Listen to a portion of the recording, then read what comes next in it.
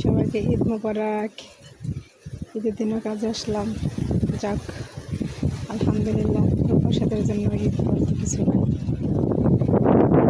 কাজ করতে হয়, কাজে থাকতে হয়, পরিস্থিতি শিখে। সবাইকে সবাই যাতে সুস্থ সুন্দরভাবে ঈদ করতে পারেন কামনা।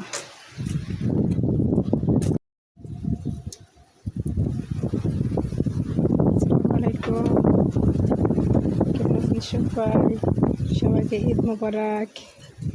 ঈদের দিনও কাজে আসলাম। যাক, আলহামদুলিল্লাহ। প্রবাসীদের জন্য ঈদ বলতে কিছু নাই, কাজ করতে হয়, কাজে থাকতে হয়, পরিস্থিতি শিখে। সবাইকে সবাই যাতে সুস্থ সুন্দরভাবে ঈদ করতে পারেন কামনা।